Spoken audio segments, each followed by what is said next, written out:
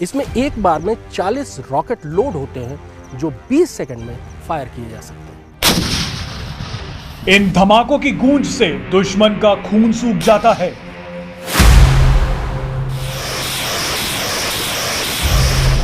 भारतीय सेना की यह ताकत कमजोर दिल वाले बिल्कुल ना देखें।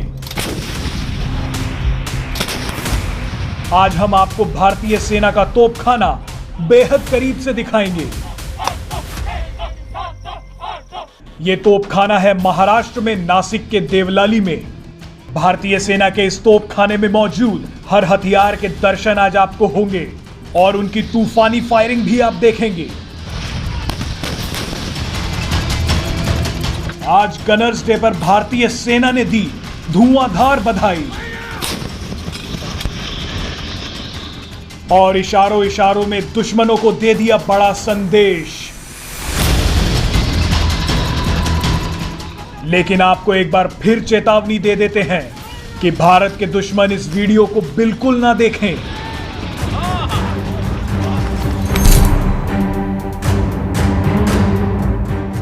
भारतीय सेना मुख्यतः 3 तरह के multi barrel rocket launchers fire करती है, ग्रैड, पिनाका और स्मर्श। ग्रैड और स्मर्श रूस से खरीदे गए हैं, लेकिन पिनाका को भारत में ही बनाया गया है। मल्टी बैरल रॉकेट लॉन्चर की खासियत ये होती है कि ये दूरी से बहुत तेज फायरिंग करके बहुत तेज गोलाबारी से दुश्मन को दबा देता है।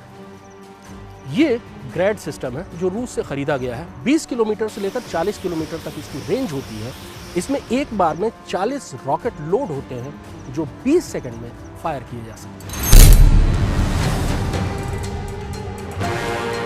105 मिलीमीटर की ये इंडियन फील्ड गन भारतीय तोपखाने में सबसे हल्की तोप है।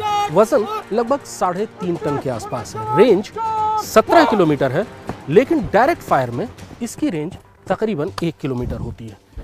लेकिन 105 मिलीमीटर का ये राउंड 1 किलोमीटर की दूरी से किसी भी टैंक को तबाह करने के लिए काफ़ी है। इसलिए जब भी टैंक आगे बढ़ते हैं तो उनको इंगेज करने के लिए 1 किलोमीटर की दूरी से ये बहुत कारगर हथियार है। बहुत हल्की है, इसलिए पहाड़ों पर चाहे लाइन ऑफ कंट्रोल हो या लाइन ऑफ एक्चुअल कंट्रोल हो, वहाँ पर इस गन को ले जाना और इसको कार्रवाई के लिए तैयार करना, कार्रवाई करना बहुत आसान है। इस समय ये गन लाइन ऑफ कंट्रोल यानी पाकिस्तान की सरहद पर भी तैनात है और लाइन ऑफ एक्चुअल कंट्रोल यानी कि चीन की सरहद पर पूर्वी लद्दाख में भी ये तो तैनात है।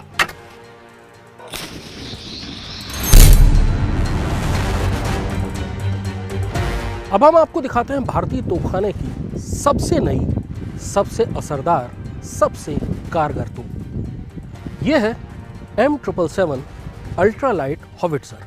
अल्ट्रालाइट इसलिए क्योंकि इसका वजन केवल 4.5 टन है और इसलिए इसको हेलीकॉप्टर्स से जहां चाहे वहां बहुत कम वक्त में ले जाया जा सकता है, इसको तैनात किया जा सकता है।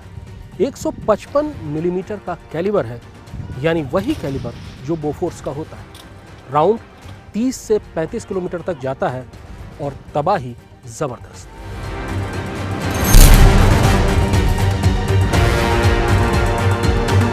अब हम आपको जिस गन से परिचित कराएंगे, दरअसल उससे भारत का बच्चा बच्चा परिचित है। यह है बोफोर्स, जिसे इस देश ने पहली बार 1999 में करगिल की लड़ाई में अपने घर के ड्राइंग रूम में टेलीविजन पर दुश्मन पर आग बरसाते देखा। 155 mm कैलिबर, 30 से 35 किलोमीटर रेंज, निशाना अचूक। दरअसल ये गन इतने हाई एंगल पर फायर करती है कि ऊंचे पहाड़ों के लिए इससे अच्छी कोई आर्टिलरी गन नहीं है। और दरअसल इसी आर्टिलरी गन ने 1999 में करगिल की लड़ाई में अपना जौहर दिखाया।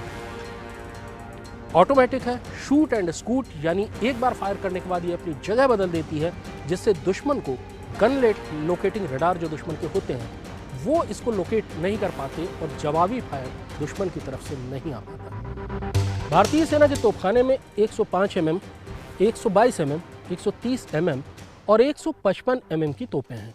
हाल के दिनों में 155 mm की वज्र और M777 अल्ट्रालाइट हॉविट्जर तोपखाने में शामिल की गई है। इससे पहले 155 mm की गन केवल बोफोर्स होती थी। अब जो भी नई गन आएंगी, जैसे धनुष और ATAGS यानी advanced towed artillery gun system, वो सब 155 mm की ही रखी जा रही है। इसके पीछे सोच ये है कि 155 एम की गन न केवल बहुत ज़्यादा फायर पावर देती हैं, बहुत ज़्यादा तबाही मचाती हैं, बल्कि एक जैसे कैलिबर का एम्यूनिशन सप्लाई करने में आसानी होती है। 194 साल का भारतीय तोपखाना लगातार आधुनिक होता जा रहा है। भारतीय सेना के तोपखाने का इज्जत व इकबाल बुलंदी पर है।